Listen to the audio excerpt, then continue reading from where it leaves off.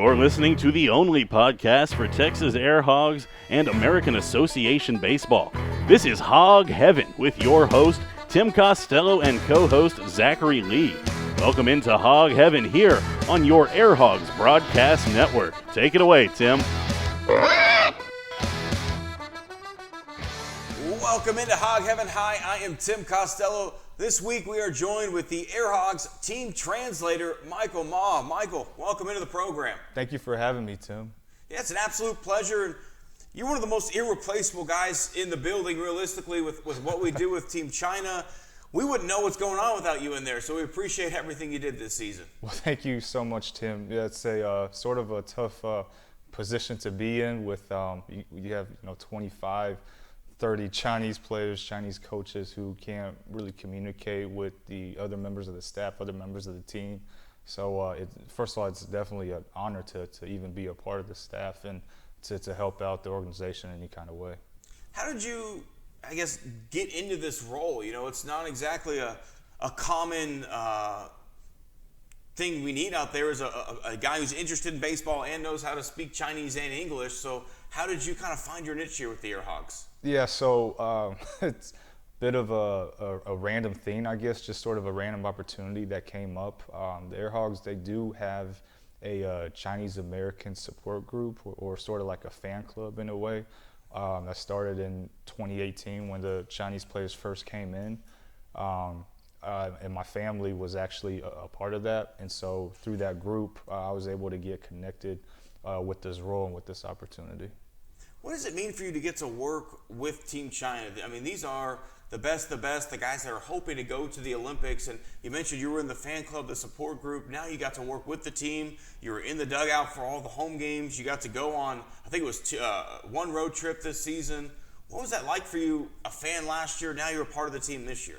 Well, it was definitely a privilege, just being the fact that my ethnicity is Chinese, number one, and to be able to meet and establish relationships and just sort of interact with all these Chinese athletes, some of them possibly being Olympians. So it was definitely a privilege and something that I definitely didn't take for granted throughout the season. For the guys that played here last year and this year as well, what were some of the things they were talking about as, what did they learn over the 2 years? How did they get better? Did they tell you anything about last year versus this year? The main thing that they learned a lot was definitely just American culture and just the American lifestyle, just being indulged within the American lifestyle. One of the things that was different between last year and first year was I felt like this past season they were a little more comfortable being here, whether it's things that the AirHogs provided, such as the AirHogs provided 2 Chinese chefs that would cook for them throughout the day, every day, even if it wasn't a game day, even if it was an off day, they'd still be able to come to the stadium and enjoy just authentic Chinese food that they would have at home, versus eating American food that they weren't accustomed to. And just sort of just exploring the different towns and the different cities that they had an opportunity to go to. Even the small towns, they see a lot of movies and videos over there in China about what life is like in major cities like New York, LA, Chicago, things like that. But it's the small cities that they went to, like Sioux City, Sioux Falls, things like that really captivated what true American life is like. You got a chance to go on the road trip to Sioux City as well. Yes, sir. You want to mention smaller towns? That one's right up there with it. What was it like for you to really go on your first baseball road trip? You got to fly to Winnipeg, but then you got the classic baseball bus ride from Winnipeg to Sioux City and Sioux City home. It was definitely an experience. Definitely an experience. But it made it easy, being with the team and just being with those Chinese players and how they were really just a happy-go-lucky sort of bunch, just excited to be a part of it, just excited to go anywhere to where they're just active and just being able to play the game that they love. Starting about mid-July this year, it seemed like a lot of those Chinese players flipped a switch, or a light switch went on for them. Well, Li Ning especially was a 330 hitter in the second half of the season, and then Chen Junpeng as well, 290 down the stretch. What was the vibe in the clubhouse like with those guys specifically who were performing at such a high level? Oh, the vibe was great, even with the camaraderie between the Chinese and the American players. I think a lot of it just had to do with being comfortable and settling in to their comfort zone. Being here, I mean, the two players that you mentioned, Li Ning, Chen Junpeng, they were second-year players. So I think they just got accustomed to what life is like in Texas, the hot weather, just the day-to-day schedule. So during those months, the camaraderie in the clubhouse was definitely great. So how did you get your background and understand the Chinese language? I know it's something probably a lot of people out there are wondering, like, if I wanted to be a translator, what's the best way to go about it? Obviously, you have the background in Chinese, but what would you tell people if they wanted to get into this game as a translator? Well, just being Chinese is definitely the easiest part, just having, your ethnicity being a Chinese. But I mean, there's a lot of different opportunities to learn the language nowadays, especially with the economy in China being such a powerful country right now. So there's definitely a lot of opportunities to learn, to take classes if you're interested. And just go about, maybe, even visiting the country, just, taking a month road trip to China to interact with locals, to learn how to speak with the locals. Because, I'm sure you're a Texan, I'm sure you took Spanish growing up, learning Spanish in school is different from actually speaking Spanish with natives. Sure. So, it's the same thing with that. Even if you take classes in Mandarin and Chinese, it's absolutely better to just interact with locals and with Chinese speakers or Mandarin speakers. The AirHogs pitching coach this year, Kevin Joseph, was also fluent in Yes, Chinese. right. Did you know that coming into it, or did you see this guy walk up to you and he starts speaking Chinese and you're like, whoa, this guy's pretty good? No, I had no idea. I was caught off guard. Our first conversation was definitely in English. I thought he was just the pitching coach, but I remember the first time when he opened his mouth and Mandarin came out, I was like, wow, he's probably a lot more fluent than I am, to be honest. So, and I mean, he lived in China for 9 years, so he definitely is able to speak with the locals. Unbelievable. Let's look back at this season again. There were so many fun moments, and you were in the dugout for a lot of them, especially here at home. Mm-hmm. Do you have one or two that really kind of stuck out for you that you still kind of think about even now, even though we're a month and a half, 2 months past the season?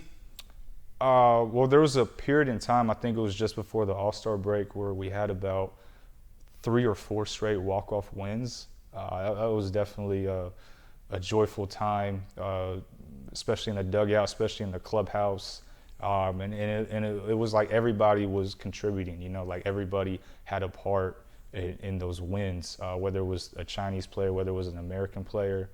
And then just the final couple of weeks, or the final couple of days, I should say, when it was sort of a bittersweet feeling because the Chinese players knew that they were about to go back. And, some of the American players, some of them knew it was the end of the season. So we just really had a blast, just being able to play the game that they all love and just sort of just vibing and mixing in the clubhouse. So when the team traveled, one of the things that caught me off guard was some of the Chinese players' love of the outlet mall. Anytime we went to a city that had an outlet mall, right. the eyes lit up. You heard the bus chatter start of, I heard Under Armour, I'd hear Oakley, where guys are going to go. What is it with the outlet mall when the Chinese players see one that they have to go? I think they just like, cost-efficient things, cost-efficient products. I definitely, even amongst those chatter, I definitely had to take a few trips to take them to different outlet malls, whether it was in Grand Prairie, South Lake, all that. Even when we went out of town, definitely had to go with them to the outlet malls. Yeah, I think the main thing that draws them is just being able to buy a lot of things because they don't have access to a lot of the products back in China that we have here in America, such as different brands, such as different products.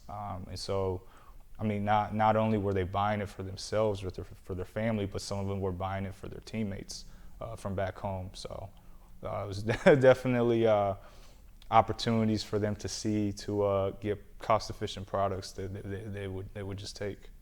Some of the fashion is a little bit different over there as well. Some of the guys just maybe a little bit more flamboyantly, more color than you would see here in America. Right. Any of that rub off on you? Do you have any, some pink Ed Hardy shirts or anything like that they picked up for you? No pink Ed Hardy shirts, no.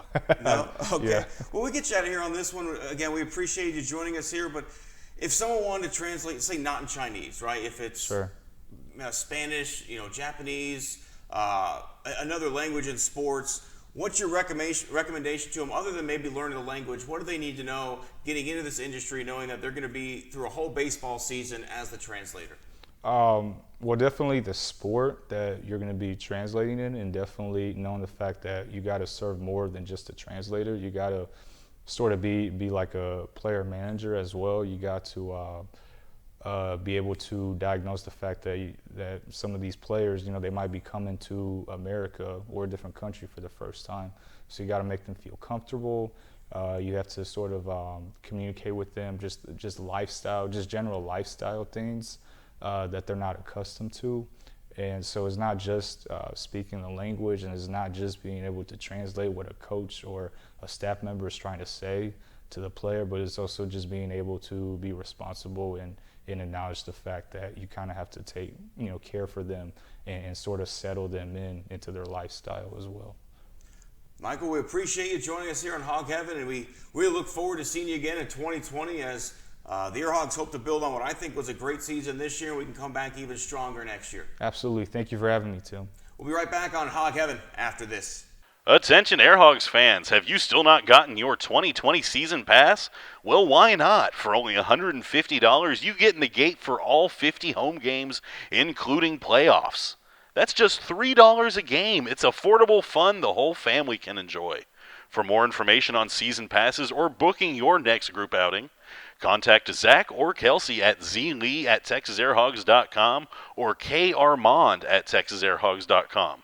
We look forward to seeing you in 2020. Welcome back into Hog Heaven. Tim Costello joined with AirHogs pitcher Travis Ballew. Travis, we appreciate you coming in on the offseason and spending some time with us here. Oh, yeah, no problem. No problem at all. What have you been getting yourself into? We've had about 2 or 3 weeks now since season ended. I know you live here locally in the offseason, so what are you getting into? Yeah, man, not much. Just kind of been hanging out a little bit, just going out to eat with my wife, things like that, playing with my dog. Trying to make money on the side, giving lessons, that type of thing. We noticed you have a little bit of a website or some Facebook and Twitter stuff going for your pitching lessons. If people are interested in working with Travis Ballew, what's the best way to get in touch with you? Yeah, so I'm currently working on a Facebook page that I haven't actually finished, and I actually need to do that. That's on my to-do list.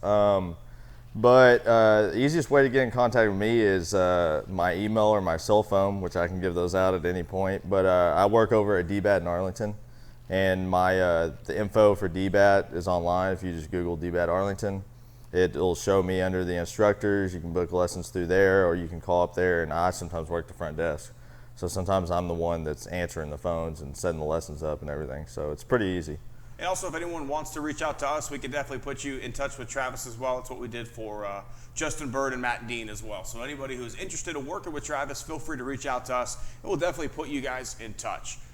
Travis, one of the things I want to talk to you about realistically is NCAA and California right now are in a little bit of a tiff. They just passed a rule out in California where athletes can use their likeness to make money. That's something I have been in favor of a long time. I don't think that the college needs to pay the athletes, but if someone's willing to pay you for your autograph, feel free to go get it. How does that sit for you as a former college athlete? Is that something you wish you could have done, or do you think the old school style with you're getting education, that's enough?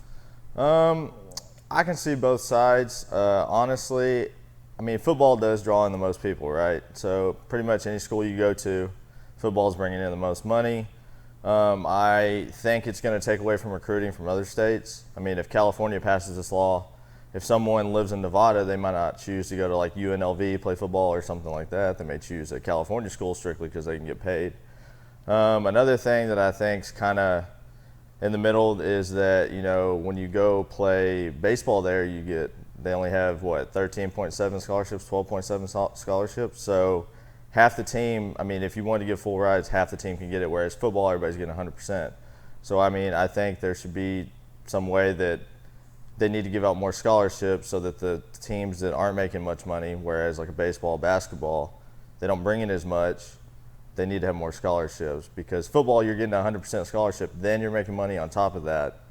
It's not really fair to all the other sports. Granted, football brings in the most. At least you could try to get, I guess, more scholarships for the other sports. Makes a lot of sense. Let's go back a little bit before college for you. When did you realize I have a chance to play this game professionally? I have a chance to get a free college education. What was that process like for you in realizing that and making the best decision for you and your family? Oh man, so my freshman year of high school, I've always been a smaller dude. I mean, I've always been pretty tall for my age until everybody else caught up now. But you know, my freshman year of high school, I didn't throw really harder than everybody. I mean, I was probably in the upper 70s, and then my biggest jump was my freshman year of high school to my sophomore year of high school, baseball season-wise. And I started throwing mid-80s, topping out at like 88 my sophomore year of high school. And then when I went to kind of during that summer and everything like that, I went to my junior year. I topped out at like 91, was sitting, you know, upper 80s all the time. And then I played for DBAT, a DBAT team, and Rusty Greer was actually my coach. Okay. So, you know, he's in the Texas Rangers Hall of Fame. And at that point, the team I was on, I mean, our talent was out of control. I mean, we had Max Muncy, guys like that. Like, we had a first rounder on our team at the time that ended up going first round. And, I mean, so about then was when I realized, and when colleges started talking to me and stuff, and some of the letters I would get from some schools. But ultimately, I decided Texas State, just semi-close to home, but far enough away. I knew I was going to get to play there at some point. I didn't have to wait 2 years or redshirt. But, yeah, I mean, I'd say about my junior year when I started getting recruiting letters.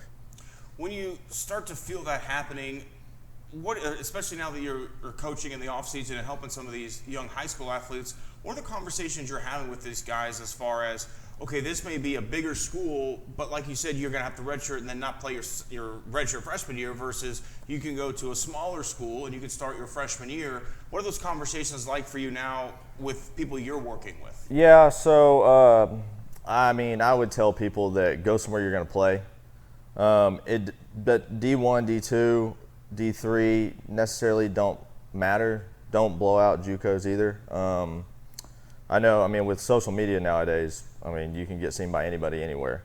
So, I mean, I know there's a thing on Twitter, it's called Flat Ground, and it's a Twitter page where anybody that posts any of their pitching videos, he retweets it.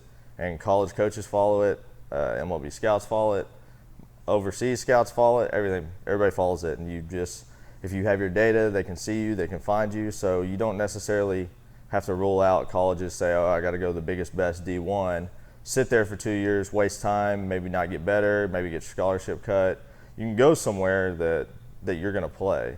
And that's the hard thing sometimes for parents to understand is they want their child to get the full college experience. Well, in my opinion, full college experience is, do you want to do it as a student or do you want to do it baseball-wise?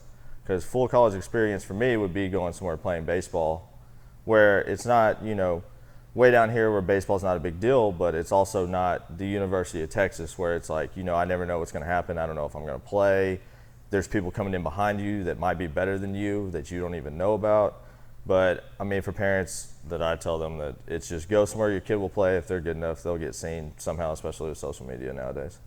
You had the opportunity to leave college year early and get drafted playing in the Astros organization. What was that decision process like for you, knowing that, hey, I can go pro now, I can go back for one more year, try and go back in again at the end of that season? How did you come up with the process that this is what I'm going to do?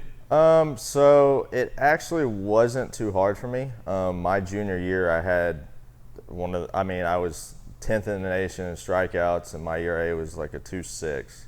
And we kind of looked at it as where I was at in school, how far away I was from finishing. And it was kind of, you know, I'm not going to have a better season than this. You know, it's a lose-lose if I go back, strictly because if I don't do as well, then it kind of destroys what I did the year before. So it was pretty easy just to decide to get, you know, say, quote unquote, go into the draft. I mean, I still could have made that decision after I got drafted, but yeah, it was easy just strictly out of the year I had. You have been, and your wife really too, has been one of the most active members of the AirHogs social media this season. She actually did an inning with us up in the booth on your last start of the season. What was that like for you, not only being able to play here with your family and friends able to come watch, but also having your wife interact with the broadcast team as well? She was excited for it. I mean, good for her. When I was walking out, I guess it was for the 5th inning, they announced it over the speaker, and I heard it. Typically, I don't hear things, and I heard that, and I was like, oh, boy.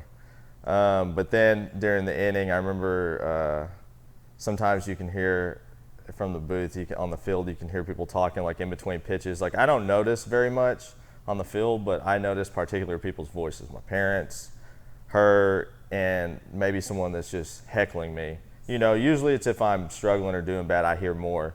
And when I'm locked in, I'm doing well, I don't hear very much. But I could probably pick out their voices out of a million people. So sometimes I would hear, I'd be like, oh my God, stop talking for a second, please. Just let me focus here for a minute.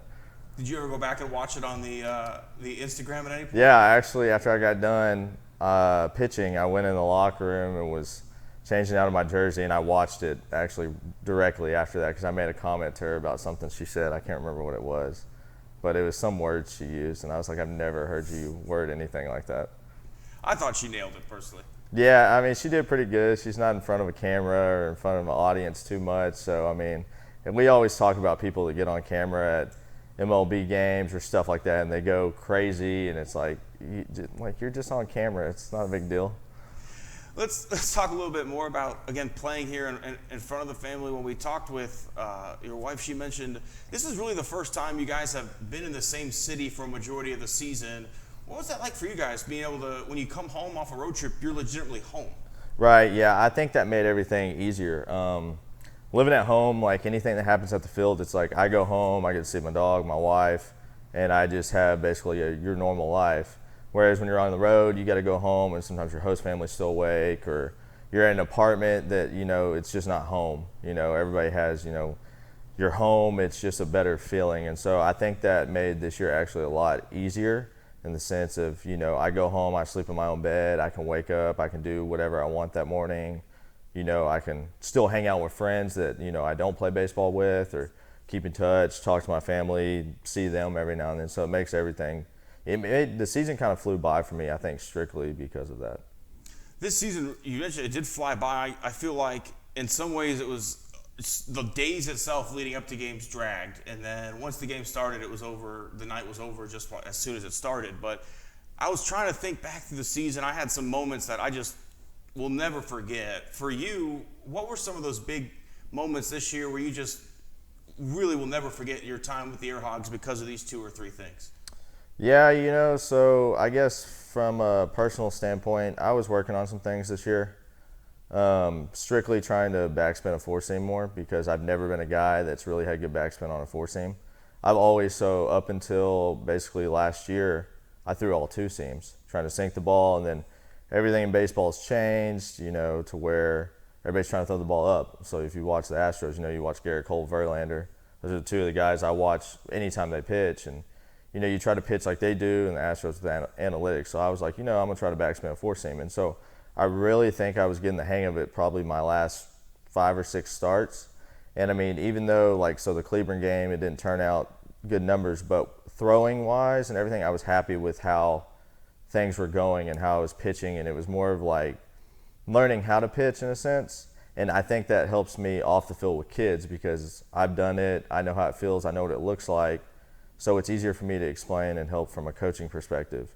And so sometimes using last season, it's I'm going and experimenting things, trying to understand so that I can teach and ultimately coach kids and how, I want to do it. But I'd also say, just some of the wins we had, some of the walk-offs, those were really exciting. We didn't have a lot of wins this year, but the wins we did have were exciting and it was fun. And it was just nice to see. People are happy. Sometimes you come in as we're lose, and that's, it starts to get kind of taxing on you and mentally and, even physically. Some people, you come to the field and you're like, I don't want to be here today. But, when we get those wins and we'd string some wins together, have some good innings, it made it fun. So a couple times this season, the Skeeters went with the all-pitchers defensive lineup, and I'm wondering if maybe you were a little frustrated. You were always on the mound at that time. You never got to be in the lineup hitting. Did we maybe miss out on a Travis Ballew rope at some point this season because you were always the starter? No, you definitely didn't miss out on anything. So the first time it happened, I came in the locker room, and I think Eibner was the only one in there. Eibner, and I can't remember, there might have been somebody else in there, and he was like, bro, there's only pitchers playing today. And I was like, what are you talking about? He's like, dude, look at the lineup. I made the lineup. And I was like, all right.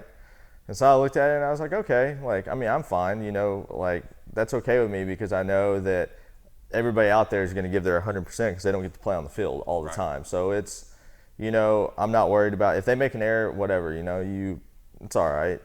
But it's just like every position player wants to pitch. Every pitcher, for the most part, wants to play the field. So me personally, I don't want to be anywhere but the mound. I hit in high school, but I haven't really hit since. And I hit well my senior year, but other than that, I have no power.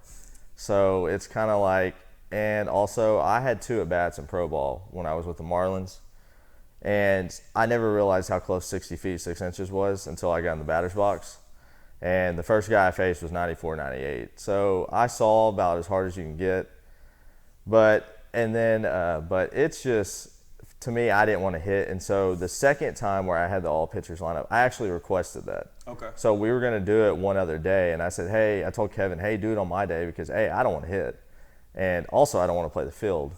But, I told them, and so they put it out there. And, those were actually 2 of the best games I probably had all year. And you might have been the only starter who didn't want to hit because everybody else, Matzik was dying for at-bats. Manoah would take any at-bat you would throw his way. Pete Perez really wanted to play third more than he wanted to hit, I feel like. Yeah, so hitting to me, man, I just watching highlights and seeing people's stuff, I don't know how people do it. I don't know how you sit up there and sit for 95 but then react to 82 or, something else. I don't know how people do it.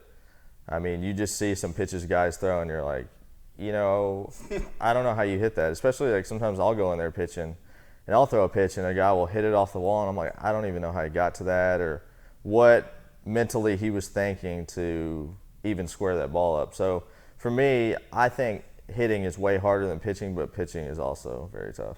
I'll get you out of here on this one. Baseball's a game with just such a long history, but also great movies. I think some of the best sports movies really are all baseball movies, in my opinion. Is there one that you really loved more than anything else growing up or even now? Yeah, I'd say my favorite one's definitely either Field of Dreams or Bull Durham. I've watched Bull Durham a lot. It comes on MLB Network during the day sometimes when I'm home. But yeah, so my dad had me watch all these baseball movies growing up. Of course, I couldn't watch Bull Durham right away. I had to see the edited version. But I'd say for sure Bull Durham and Field of Dreams are probably my 2 favorites. I don't think you can go wrong with a Kevin Costner baseball movie. Mine's a different Costner one for Love of the Game. I'm a big fan of the Billy Chappell Perfect Game. For sure, yeah, that's a good one. I kind of forgot about the one. Then you also got The Rookie. Yeah, that one for us, we're about the same age. So when we took the tax test in high school, The Rookie was what they put on every single day after the tax test because it was like a PG movie and the school approved it. So I've probably seen that one 50 times. Yeah, that's one of those movies that can kind of feel realistic at this point. Yeah. It's like I work with all these kids, and then I'll throw a bullpen just messing around or throwing to hitters, and they're like, "Oh, well, do you play?" And I'm like, "Yeah, I still dabble a little." But that's more of a realistic movie. Granted, he's a little bit older than me in that movie, but I've seen one of those tryouts where people come out there and they just the Cubs just picked up a guy before this season who was a former draft pick of theirs, lost it mentally, worked out for 10 years with kids coaching. He tried everything himself before having kids do it. And then all of a sudden, a guy who threw 90, 91 is throwing 98 and got signed by the Cubs. So it can happen. I read about that guy. Yeah, that's the thing. I think going out there and physically doing it yourself and feeling tweaks and feeling your body and actually really, really learning your body can help explain a lot of things more in-depthly. And so I think that's also part of the reason why I play, because if I've done it and I can feel what I feel, then there's so many other scenarios that I can watch kids and be like, oh, try this, let's do this. Are you feeling this? And so I think that helps a lot.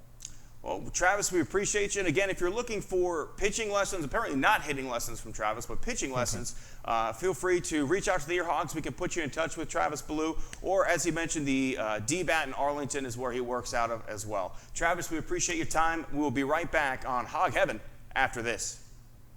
Attention AirHogs fans, have you still not gotten your 2020 season pass?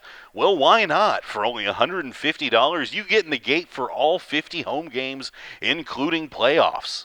That's just $3 a game. It's affordable fun the whole family can enjoy. For more information on season passes or booking your next group outing, contact Zach or Kelsey at zlee@texasairhogs.com or karmond@texasairhogs.com. We look forward to seeing you in 2020. Welcome back in on Hog Heaven. And what a momentous occasion it has been here over the last week or so for Chinese baseball, Zach. When we look at where this team was 2 years ago to where they are now, it's unbelievable. You know, for those of you who don't know, who don't follow the AirHogs Facebook page, China is now on to the next round of qualifying for the Olympics for baseball, something they've never done, which is advancing out of the group stage. They won their group. They finished third overall in the tournament. They're going to have a chance to play Olympic baseball. There's going to be another qualifying event coming up in March. Just absolutely unbelievable. No, it's absolutely incredible, and it's amazing whenever you look at the talent they're playing against. The Chinese national team beat the Korean national team twice. They played arguably the second best baseball team in that Asian baseball championship group, and they came out and outplayed them. It was amazing to see, and it's just refreshing to see that, you know, the experiment's kind of working out. It's paid off. These guys are learning something playing here in America, and I don't know what more is results than beating Korea twice and advancing it from the group stages for the first time. And we knew Gan Chuan and Zhang Tao were going to be big, right? We talked about that all season long, that if China wants to do anything internationally, those two guys had to step up. But one of the things we also mentioned, there had to be another pitcher. There had to be someone else who, in the biggest moment, could get 5 or 6 innings and get your team a chance to win. And I really thought it would be Sui Enting. I talked all season how much I like this guy. I talked about his ability to find levity in certain situations and laugh off bad things that happen. And lo and behold, Sui Enting gave 5 innings of shutout baseball against Korea the first time they played them. No, and he was the biggest catalyst there in that game. And I mean, you said it. There had to be someone else, at least from the pitching standpoint, that was going to have to step up, because you just can't have a 2-man rotation. But Sui Enting was the guy you pinned, and boy, he was the guy that really came up big for that team. Incredible to see for him, but there's a couple guys on the other side of the plate there that came up just as big for Team China, especially Yang Jing. Yang Jing hitting both of his first career home runs in the tournament. Just all around, really, for that Chinese team, it's been just a phenomenal 6-game stretch there in the Asian Baseball World Classic. The guys who we expected to show up and hit bombs necessarily kind of haven't been the ones that do it. Li Ning hasn't played at all in this tournament, and Chen Junpeng he's been good.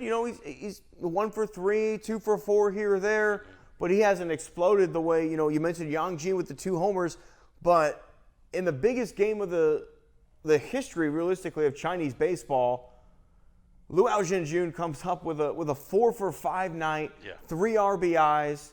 The AirHogs go into not the AirHogs. It feels like the AirHogs, right? It really but is. Team China goes into the bottom of the 8th inning, trailing Korea 6-2 in that game. They put up a 6th-run 8th inning to take an 8-2 lead and give themselves a chance to play in the Olympics, in the biggest moment they'll ever have.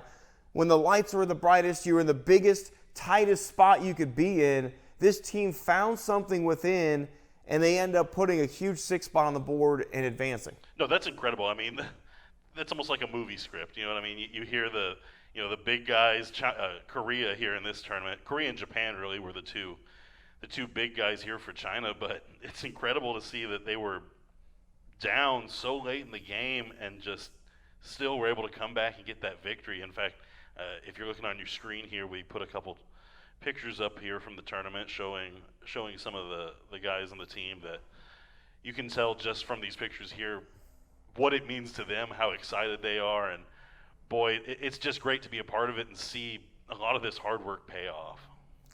And it really kind of brings to mind a question for me, Zach. Are other countries going to take notice of what China's doing? Are they going to see the success that China's having? And is anyone else going to look into doing this? Because now China's doing this with baseball. A good friend of mine works in minor league hockey, and he's starting to see the Shogun partnership there play out with some affiliated minor league hockey teams. Are other countries going to take note that this formula can work? And are they going to reach out and are they going to try and do the same thing, to expand baseball? And, let's say, look at Israel, for example. Yep. That's a team that's really growing as a baseball playing nation, or even Australia. When we had Dan Vaughn on, and he talks about the growth that Australian baseball is having. What if some of the best Australian baseball players came and played here instead of going back to being firefighters and mechanics and all those other things in the offseason? That's that next step internationally. And I think what China's doing here is going to open up the game on a global level, and we're going to see, I hope realistically we can see more of these partnerships in independent baseball, because I think it's great for the game. I think it's great for the American Association as a whole to see a team that plays in your league get better every single game and every single day, and then go prove it on the international stage. Exactly. I mean, I know throughout the season there had been, even from fans, there's a lot of questions about why is this still going on? Is this even working? Yes, it is. Here's your answer. The team only won 3 more games than they did last year. It's a failed experiment. It's not. This group of guys has come in, and I'm just so happy and excited for them because, this has really validated this experiment. And like you said, this could go past baseball. The Team China is now trying to train their hockey team here with the Texas Stars. This could go to other countries who are looking to maybe have a bigger impact themselves. This is a very good thing for American baseball, showing that it can kind of be the jumping off point for a lot of other countries. It's growing the game, and that's ultimately, as a fan of the game, you have to love that. When you look the at bigger the world, it become internationally, the bigger it can be just in general. When you look at the World Baseball Classic, the United States has only won one World Baseball Classic. So I feel it's not like Team USA basketball, right? When you go to the Olympics, you go ahead and check that gold medal off. More or less, yeah. But the best leagues in the world are here in America. Yes, there's talent across the world, and other countries can put together a team of 9 guys that's successful. But the best collections of talent, everyone wants to come play here for a reason, because you're going to give yourself the best chance day in and day out to improve as a ball player. And realistically, all you can say is the proof is in the pudding right now. Yeah. Because that butterscotch is tasting pretty darn good, realistically. No, it really is. Again, I can't state how excited I am for those guys. And it's just wonderful to see all that hard work pay off. It really is a testament to what Coach Bando has instilled in these guys, what each of those guys. I personally find it incredible they did all this without Li Ning. Li Ning is far and away the best player out of that Imagine if they group. had Li Ning, right? Maybe it's a second place finish instead of a third. And this is with, Na Shuang never got hot. Na Shuang was hotter here than he was in this tournament. They didn't get the biggest and best performances. This could have been more. They could have won this whole tournament if Li Ning plays, if Na Shuang goes off, if Chen Junpeng was as hot, if this tournament was immediately after the AirHogs season and Chen Junpeng is still as hot as he was, who knows? Yeah, agreed. But no, it's been incredible. You had other guys step up who weren't necessarily having the seasons that Na Shuang, Junpeng, and Li Ning were having towards the end, and they're the ones that carry it. Yeah, we mentioned Yang Jin, Luo Jinjun. But we saw flashes. Yes, we saw flashes from these guys. Luo Jinjun hit 348 across the entire tournament. It just shows the potential that's on that team, that there's a multitude of guys who can show up and carry the lineup when other guys are slumping. And here's the thing, right? When you play in this league, you're seeing 93, 94 gas pretty consistently, and good breaking stuff, right? Not major league breaking stuff, but good breaking stuff. It's all off the fastball. All off the fastball. In international play, let's take it down to 87, Probably. 88, and that's the big time guys, right? Yeah.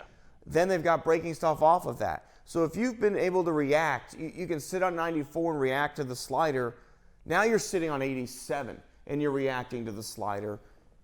It's like hitting slow pitch softball, realistically. I mean, there are guys at the throwing end of the day. 87, 86 mile an hour changeups here. Yeah. So, I mean, that had to be just easy to tee off I mean, on Ryan after Smith threw spending 100 all miles summer. an hour numerous Yeah, times this season. There's exactly. gas in this league. Everybody Definitely. throws gas in America. That's what they do. Pitchers here throw gas. Definitely. It's not quite that same way everywhere else. There's a lot more breaking stuff in Asia. It's more the Agreed. splitters, the slider, the slurves, the gyro ball, things like that. So when you can catch up to the fastball, you can lay off that junk. Yeah. Lay off the bat, lay off all the junk, come at me with your fastball, and I'm going to own you. And that's what Yang Jin did. Yes. That's what Luao Jinjun did. This season, Jinjun was not an easy out. Yeah, the average may not have been where he wanted to, but when you look at average pitches per at bat, Jinjun was up there probably with some of the best in the league. He fouled away a lot of pitches every really at did. bat. So you take that approach and you take it to international play where you don't have a guy who played in the Marlin system or in the Yeah. national system. You just have a guy who played Korean college baseball and plays in the Korean Baseball League, a very strong international league, but not the American Association, Yeah. not the AA league, not high A. It's a nice international Yeah. league. But there's a reason the Chinese players wanted to come here and play in this league. It's so they can go do what they did in this last tournament.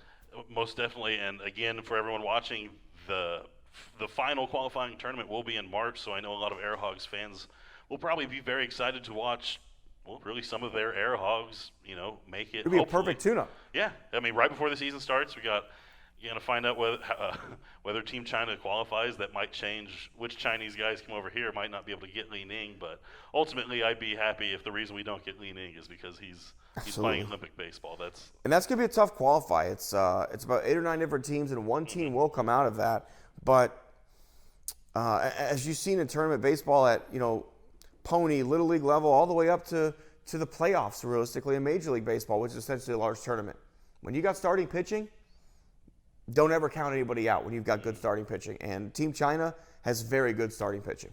They do have that. They have good starting pitching. They have a lot of young potential on that team, and it's exciting just to see where they can go and to have been a part of that. And I think it's something that every AirHogs fan over the last 2 years can feel proud about, because you were a big support in helping that happen, helping right that ship, and helping send China to the Olympics. Absolutely.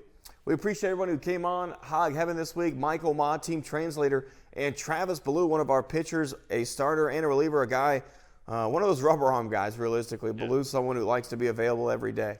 But we appreciate everybody who came on and joined us. If you're interested in coming on Hog Heaven, reach out to Z Lee at TexasAirHogs.com. Again, Z Lee at TexasAirHogs.com if you're interested in joining us on Hog Heaven. Again, we appreciate everyone who made us a part of your week. We will see you next week on Hog Heaven.